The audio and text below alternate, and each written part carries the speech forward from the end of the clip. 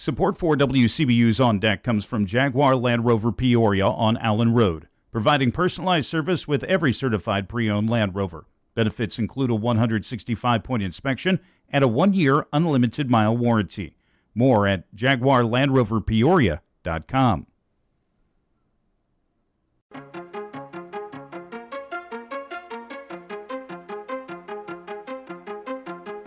Bartonville's mayor is back at City Hall after a health scare. That's just one of the things you want to hear about to start your day for Tuesday, June 18th. I'm Colin Shope, and this is WCBU's On Deck.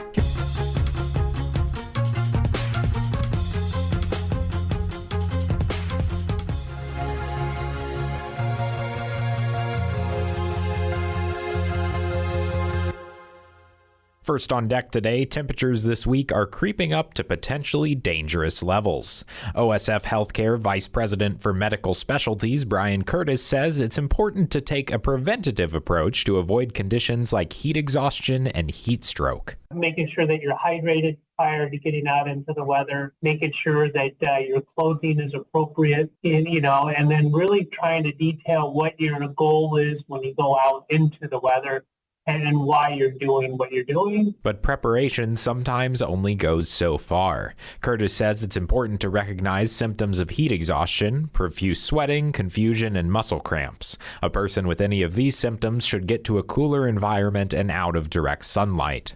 Symptoms of heat stroke, like no more sweating with a body temperature over 103 degrees, are a medical emergency, and Curtis says it's time to call 911. Getting a sunburn can make any of these problems worse.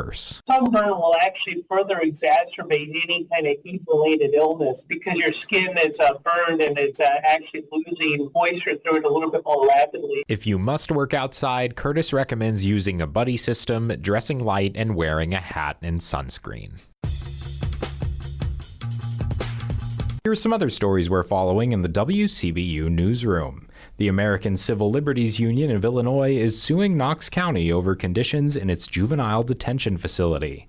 And Carle Healthcare is gaining recognition as one of the few providers outside the Chicagoland region providing inclusive care for LGBTQ+ community members.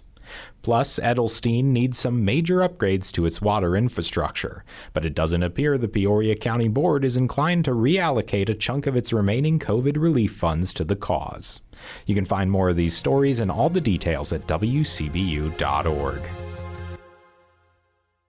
Bartonville Mayor Leon Ricca is glad to be back on the job after surviving a major health scare earlier this spring. WCBU's Joe Deacon reports. It's been a little more than 2 weeks since Mayor Ricca returned to his duties, and he says he's feeling great now. But that wasn't the case a few months ago when he had to be rushed to OSF St. Francis Medical Center. I had triple bypass surgery, and they'd done some other stuff while they were in there, an ablation for AFib, but right now, doing great. I'm in cardiac rehab at the Riverplex 3 days a week. Ricca says his doctors never specifically termed the incident a heart attack, but they did need to clear a major blockage. He recalls going into Village Hall for work one day and realizing something was very wrong. I had severe pain in my chest. I made it into the office here, and long enough to sit into one of these chairs and call 911, and told them I knew that it was a lot more severe than the AFib attack I had had like a year ago. The 70-year-old Ricca credits the rapid response from paramedics and other first responders and the doctors who quickly got to work at saving his life. Tried to put stents in on Thursday morning. This happened on Wednesday night. They tried to put stents in on Thursday morning. They couldn't. It was too plugged.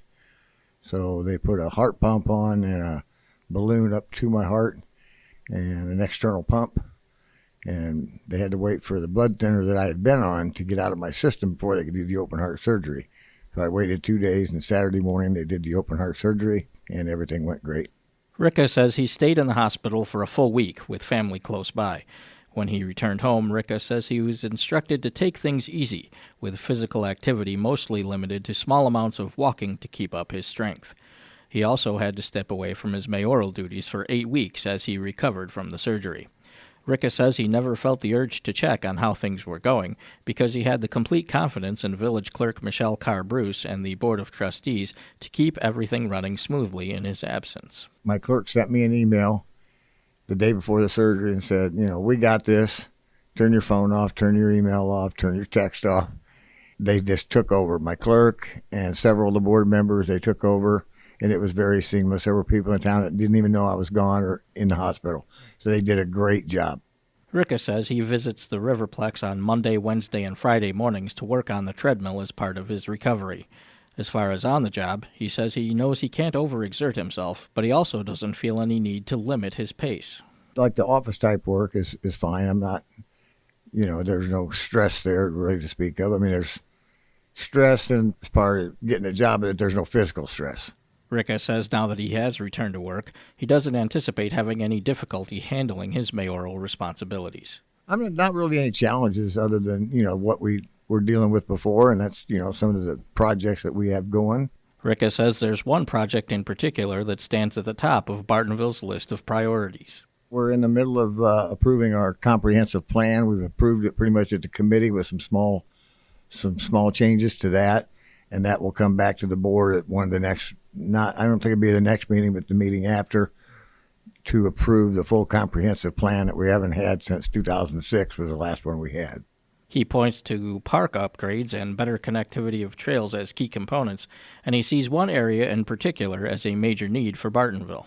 I think medium density housing is probably one of the biggest things, and maybe a senior housing. We'd love to have that. That's tough because there's always state grants in that, and to get the state tax credits, they're judged on a lot of different parameters.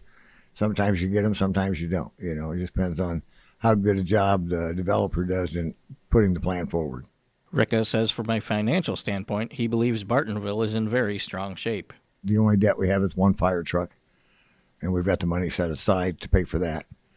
So right now, our pension funds are at 95+% funded, which most cities cannot say. I mean, most of them are at 40 to 50%. Ricka says one other thing Bartonville is looking to do in the coming years is to annex more property as a way to increase the tax base. For WCBU's On Deck, I'm Joe Deacon. Now, before we let you go, today is a regular meeting of the East Peoria City Council. Those meetings are at 6 p.m. in City Council chambers on West Washington Street. License plate reader cameras and 4th of July fireworks are on the agenda. And that's all for today. You can subscribe to WCBU's On Deck podcast on the NPR app, Apple, or Spotify.